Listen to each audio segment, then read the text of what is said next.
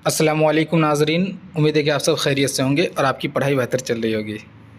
नाज़रीन, जैसा कि आपने थंबनेल में देखा, ये वीडियो आपके 2024 बैच के उर्दू निसाब का दूसरा वीडियो है और पहला लेक्चर है।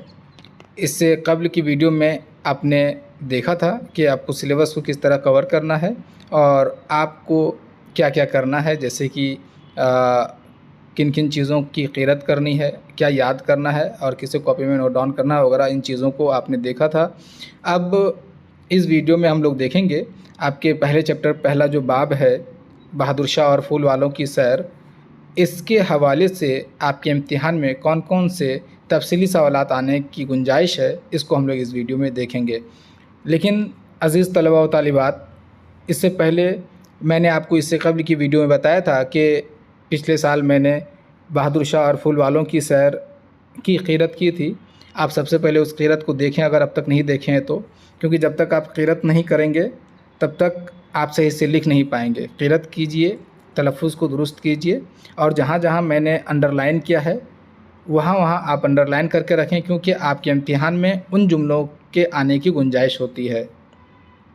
और अब जो है मतन से ज़्यादा मारूज़ी सवालात आ रहे हैं, इसीलिए अब अगर आप मतन की क़ीरत नहीं करेंगे तो कोई चारा नहीं है, आपका 15 से 20 नंबर जो है यूँ ही चला जाएगा।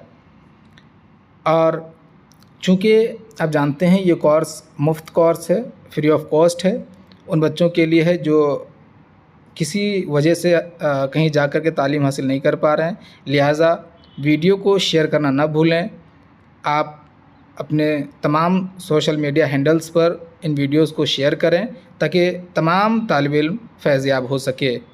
और अगर कोई परेशानी रह जाती है तो कमेंट बॉक्स में ज़रूर इज़हार करें, मैं उसे दूर करने की कोशिश करूँगा। ये वीडियो आपको कैसी लगी इसका भी इज़हार ज़रूर करें। तो आइए देखते हैं कि आपके पहले बाब, पहला चैप्टर बहादुर शाह और फूल वालों की सैर के हवाले से कौन कौन से तफसीली सवालात आ सकते हैं। तो इस बार इस चैप्टर से मैं 2 सवाल दूंगा आप लोगों को। आप इन 2 सवालों को अच्छे से याद कर लेंगे, कॉपी में लिख लेंगे, याद कर लेंगे और ये चैप्टर ख़त्म हो जाएगा। क्योंकि मौरूज़ी सवाल वाला जो वीडियो है वह उसका लिंक आपको दे दिया गया है, उससे आप अपनी कॉपी में उन तमाम सवालात को उतार लें। और आज जो इस चैप्टर से सवाल और उसका जवाब दिया जाएगा उसे आप देखने के बाद उसे उतार लें और उसका याद कर लें। इस वीडियो में एक सवाल का जवाब दिया जाएगा। चूँकि वीडियो तवील ना हो जाए इसलिए दूसरी वीडियो में दूसरे सवाल का जवाब दिया जाएगा। तो आइए आज के इस वीडियो में जो हम लोग हल करने वाले हैं वो सवाल है, फ़रहतुल्लाह बेग की नस्र निगारी का जायज़ा लीजिए। देखिए, होता ये है कि अक्सर इम्तिहान में सवाल वही होता है, बस अल्फाज बदल दिए जाते हैं या अंदाज़ बदल दिया जाता है, जिससे बच्चे कंफ्यूज हो जाते हैं कि ये सवाल तो लिखाया नहीं गया था। तो इस परेशानी को दूर करने के लिए मैंने उन तमाम अंदाज़ और लहज़ों को यहाँ पे लिखने की कोशिश किया है जिन तरीक़ों से ये सवाल आ सकता है। तो देखिए, मेन सवाल तो है कि फ़रहतुल्लाह बेग की नस्र निगारी का जायज़ा लीजिए, लेकिन मुमकिन है कि ये सवाल इस तरह भी आ जाए कि फ़रहतुल्लाह बेग की उसलूब निगारिश का जायज़ा लीजिए। तो उसलूब निगारिश और नस्र निगारी में कोई फ़र्क नहीं है। ये भी सवाल हो सकता है कि फ़रहतुल्लाह बेग की इंशा पर्दाज़ी का जायज़ा लीजिए। और हर बार क्या होता है कि लफ्ज़ को बदल बदल कर सवाल बनाया जाता है, इसलिए इन लफ्ज़ों पर आप ख़याल रखें, तवज्जो दें और ये लफ्ज़ आपके लिए कीवर्ड के तौर पे काम करेगा। तो इसके बाद देखिए कि फ़रहतुल्लाह बेग की मज़मून निगारी या मिज़ाह निगारी का जायज़ा लीजिए। तो चाहे वो मज़मून निगारी आए चाहे मिज़ाह निगारी आए, तब भी आपको अभी जो जवाब दिया जाएगा इसे ही आपको लिखना है। या ये भी हो सकता है कि सवाल इस तरह बना दे कि बहादुर शाह और फूल वालों की सैर के हवाले से फ़रहतुल्लाह बेग की नस्र निगारी का जायज़ा लीजिए। तो अज़ीज़ तलबा तलिबात, आप देख रहे हैं कि सवाल एक ही है, लेकिन इस सवाल को किन किन अंदाज़ में लिखा जा सकता है, बनाया जा सकता है, आप इन तमाम को देख लें और घबराने की ज़रूरत नहीं है। अगर उम्मीद है कि इन लफ्ज़ों से बाहर तो नहीं होगा, अगर बाहर हो भी जाता है तो जहाँ तक मेरा तजुर्बा है कि सवाल यही होगा कि उनकी नस्र निगारी को पेश करें। तो मेरे ख्याल से आप समझ गए होंगे कि सवाल क्या है कि फ़रतुल्लाह बेग की नसर निगारी को आपको लिखना है।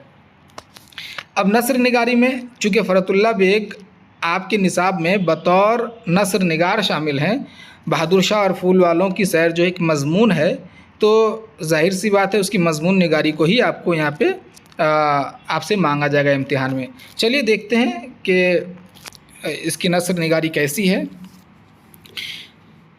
तो मिर्ज़ा फ़रतुल्लाह बेग का शुमार उर्दू के मुमताज़ साहब तर्ज़ अदीबों में होता है। यहाँ देखिए एक वर्ड है कि साहब तर्ज़ अदीबों में होता है। तो साहब तर्ज़ किसे कहते हैं? तर्ज़ के मानी ढंग है, तरीक़ा है, उसलूब है। दो लफ्ज़ आता है, उसलूब कहीं कहीं या कहीं कहीं तर्ज़ आता है, तो कंफ्यूज होने की ज़रूरत नहीं। दोनों आप देखे होंगे कि जिन चीज़ों से हम लोग तरीक़े का नाम लेते हैं कि इस इंसान का तरीक़ा अलग है, बोलने का तरीक़ा अलग है, चलने का तरीक़ा अलग है, और हम लोग कहते हैं अक्सर कि उस इंसान के चलने से हम पता कर लेंगे पीछे से कि वो इंसान कौन है। तो यानी कि आप गोया कि उसके तर्ज़ से, उसके चलने के तरीके से समझ गए। इसी तरह जो अदीब होते हैं, जो नसर निगार होते हैं, वो जो लिखते हैं, उनका जो लिखने का अंदाज़ होता है, उससे वो पहचाना जाता है। यानी तहरीर पर क्या बता देंगे कि ये तहरीर किसकी है। तो ऐसे चंद ही अदीब होते हैं, उनमें से एक मिर्ज़ा फ़रतुल्लाह बेग हैं, जिनकी तहरीर को जब आप पढ़ेंगे तो आप बिलाशुबा बोल देंगे कि ये तहरीर जो है, ये मज़मून या ये जो भी ये मिज़ा लिखे हैं या खाका लिखे हैं, ये फ़रतुल्लाह बेग का है। इसका ये मतलब होता है साहब तर्ज़ का मतलब कि उनका अपना एक तरीक़ा है। तो मिर्ज़ा फ़रतुल्लाह बेग का शुमार उर्दू के मुमताज़ साहब तर्ज़ अदीबों में होता है।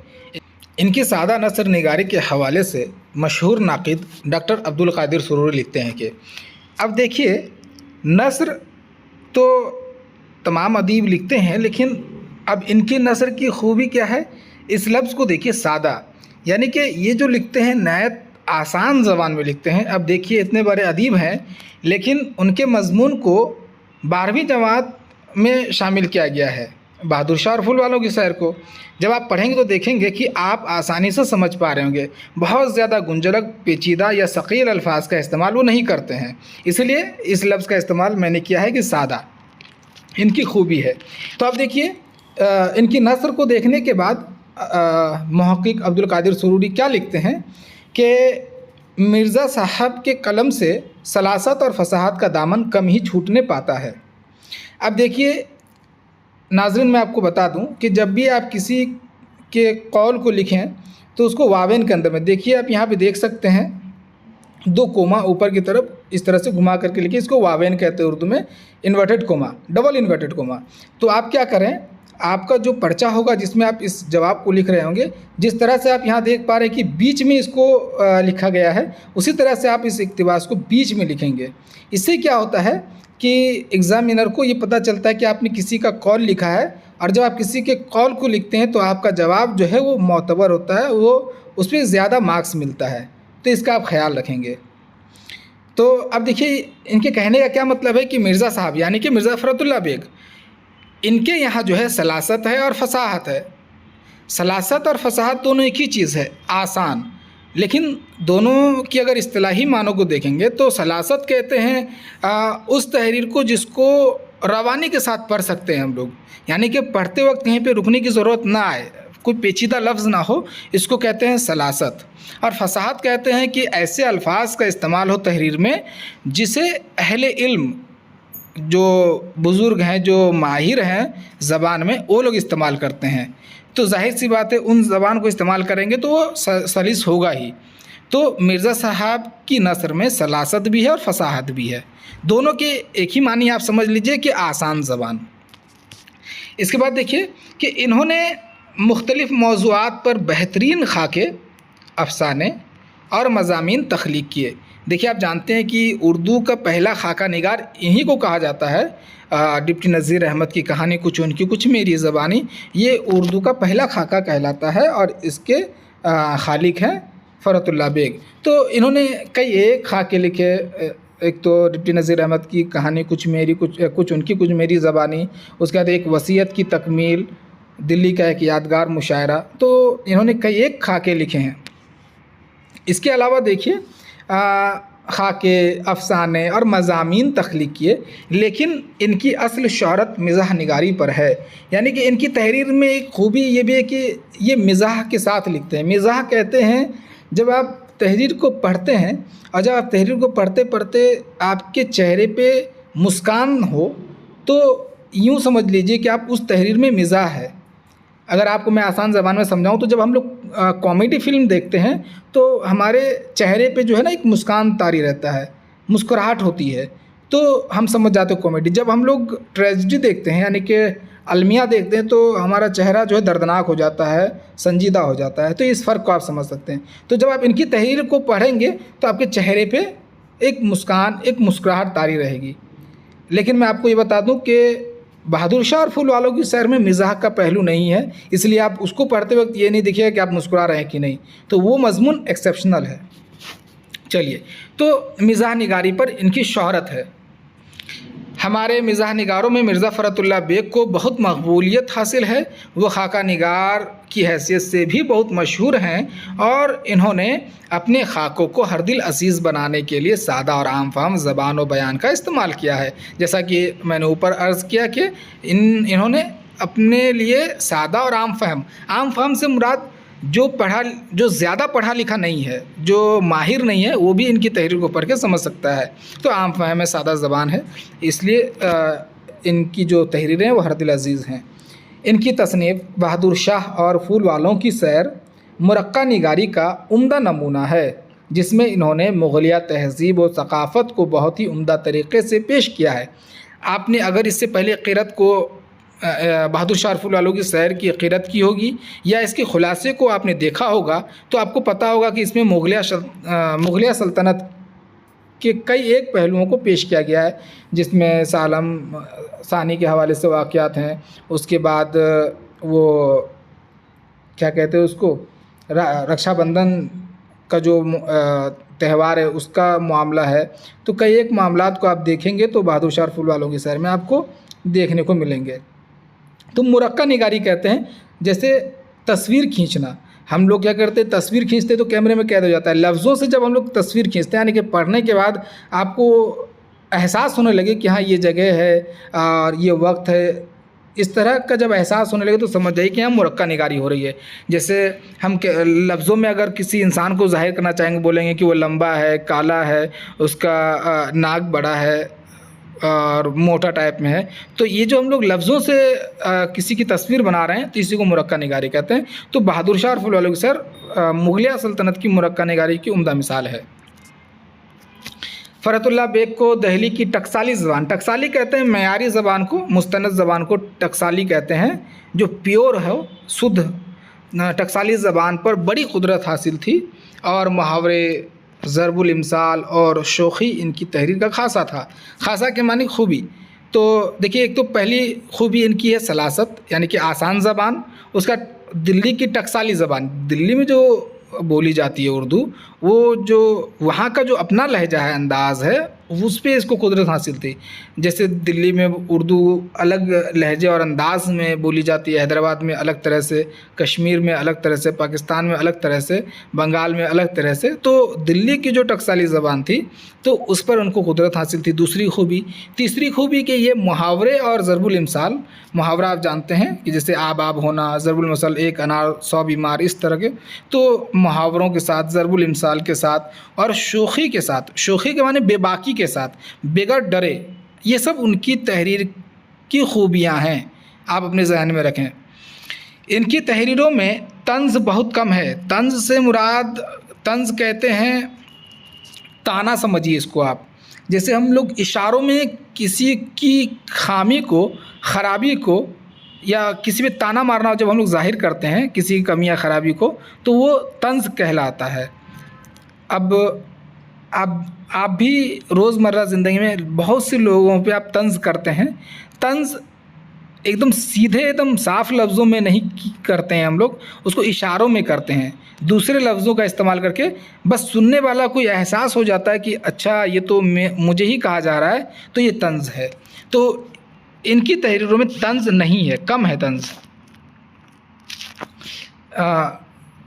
तंज़ बहुत कम है और मिज़ाह बहुत ज़्यादा है, यानी कि तंज़ कम देखेंगे आप और हंसने का पहलू ज़्यादा है। जब वो किसी मौजू या किसी शख्सियत पर कलम उठाते हैं तो छोटी छोटी बातों को नज़रअंदाज नहीं करते। इस जुज़ियात निगारी से, देखिए जुज़ियात निगारी इसको सही से पढ़ेंगे जुज़ियात, तो जुज़ियात निगारी जो है इसका मतलब ये होता है कि छोटी छोटी बातों को भी लिख देना, बारीक से बारीक बातों को, पहलुओं को भी लिख देना, यानी तफसील से लिखना, तो इसे जुज़ियात निगारी कहते हैं। ये किसी भी इंसान के ऊपर में किसी मौजू पर अगर वो लिखते हैं तो छोटी छोटी बातों को नज़रअंदाज नहीं करते, उसको भी लिख देते हैं। तो इस जुज़ियात निगारी से कारी यानी कि पढ़ने वाला, कारी को बहुत लुत्फ़ व लज़्ज़त हासिल होती है। मिर्ज़ा फ़खरुल्लाह बेग का एक ख़ास कारनामा माज़ी की तलाश भी है। तो इनकी तहरीरों की या इनकी नसर निगारी की एक ख़ूबी ये भी है कि ये माज़ी की तलाश में रहते हैं, यानी कि जो तारीख़ है हमारी उसको वो लिखते हैं। तो पढ़ने वाला जो है माज़ी में चला जाता है, माज़ी की अहम बातों को जान पाता है। इनके ज़रीफ़ाना उसलूब में, देखिए उसलूब तर्ज़ लिखने का तरीका, ज़रीफ़ाना जिसमें हंसने का, मिज़ाह का पहलू हो, तो ज़रीफ़ाना उसलूब में सादगी यानी कि आसानी, सादगी और सलासत हर जगह मौजूद है। देखिए इस एक जुमले में उसकी नसर निगारी की तमाम खूबियाँ तकरीबन है कि इनके ज़रीफ़ाना उसलूब में, इनका जो उसलूब है, लिखने का तरीका है वो ज़रीफ़ाना है और उसमें सादगी और सलासत है। इनका शुमार उन चंद ख़ास इंशा परदाज़ों में होता है, यानी कि नसर निगारों में होता है, जिन्हें उनकी ख़ास ज़रीफ़ाना अंदाज़ निगारिश की बदौलत ख़ास मकाम और मर्तबा हासिल है।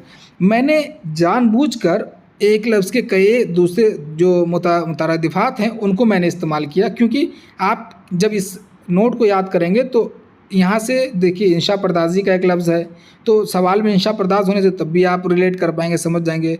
उसलूब का लफ्ज़, तर्ज़ का लफ्ज़, निगारिश का लफ्ज़, इन लफ्ज़ों को मैंने इसलिए इस्तेमाल किया ताकि आपके सवाल में जब ये लफ्ज़ आए तो आप परेशान हुए बगैर आराम से लिख सकें। तो इनका शुमार उन नसर निगारों में होता है जो अपनी ख़ास उसलूब निगारिश यानी लिखने का जो तरीका है, निगारिश माने लिखना, लिखने के तरीके की वजह से जो मशहूर हैं उनमें से इनका शुमार होता है। फ़खरुल्लाह बेग की अदबी मकाम और मर्तबे को तस्लीम करते हुए असलम परवेज़ लिखते हैं कि, अब देखिए उनकी जो नसर निगारी है, उनकी खूबी और अदबी मकाम को देखते हुए क्या लिखते हैं ये कि मिर्ज़ा फ़खरुल्लाह बेग की अदबी शख्सियत बड़ी हमाजिहत थी। वो एक अच्छे मिज़ाह निगार और साहब तर्ज़ अदीब थे और एक कामयाब खाका निगार भी। तो आप देख सकते हैं एक लफ्ज़ है यहाँ पे हमाजिहत के मानी जो ऑल राउंड हो। हम कहते हैं ना कि इसके अंदर तमाम खूबियाँ हैं, हर तरफ से ये जो है टैलेंटेड है। तो ये इनकी शख्सियत जो हमाजिहत थी, वो मज़मून लिखते हैं तब भी उनकी तमाम खूबियाँ होती हैं उसमें मौजूद। वो खाका लिख सकते हैं तभी, शायरी भी इन्होंने की है, उसके बाद अफसाना भी लिखते हैं, सवाने हयात भी इनकी है। तो इनकी तहरीरों में तमाम खूबियाँ मौजूद है, तो इसलिए इसको हमाजिहत लिखे हैं यहाँ पे असलम परवेज़ साहब। तो नाज़रीन ये आप देखे हैं कि फ़खरुल्लाह बेग की नसर निगारी क्या है। इसके बाद हम लोग दूसरे सवाल की तरफ अगली वीडियो में पहुंचेंगे, क्योंकि देखिए ये वीडियो करीब 19 मिनट को पहुंचने को है। तो नाज़रीन आपने इस वीडियो में देखा कि फ़खरुल्लाह बेग की नसर निगारी में कौन कौन सी खूबियाँ हैं। मैं आपको सरसरी तौर पर बता दूं कि फ़खरुल्लाह बेग की नसर निगारी में जो सबसे अहम खूबी है वो है उनकी आसान ज़बान व बयान, सादा लहजा, सलासत, फसाहत, शोखी, ज़रीफ़ाना उसलूब, माज़ी की तलाश, मुहावरों का इस्तेमाल, ज़रबुल इम्साल का इस्तेमाल, दिल्ली की टकसाली ज़बान पर कुदरत, ये उनकी नसर निगारी की खूबियाँ हैं। इन्हीं चीज़ों को आप जो है तफसील से लिखेंगे तो वो हो जाएगा। आपके लिए बेहतर ये है कि मैंने जो नोट आपको इस वीडियो में फ़राहम किए आप उसे याद कर लें, और उसके बाद जो है हम लोग इस साल जो दूसरा सवाल आ सकता है वो ये है कि बहादुर शाह फूल वालों के हवाले से बताइए कि फूल वालों की सैर की बुनियाद किस तरह पड़ी। तो इस सवाल को हम लोग अब अगली वीडियो में देखेंगे। आपको ये वीडियो कैसा लगा आप कमेंट बॉक्स में ज़रूर इजहार करें, और अगर कोई कन्फ्यूज़न है, अगर आप नसर निगारी नहीं समझ पाए तो आप कमेंट बॉक्स में इजहार करें, उसे दोबारा समझाया जाएगा। और आप इस वीडियो को ज़्यादा से ज़्यादा अपने दोस्तों अहबाब से शेयर करें। और अगर चैनल पर नए हैं तो चैनल को ज़रूर सब्सक्राइब करके जाएं। अब इजाज़त दीजिए, अल्लाह हाफ़िज़।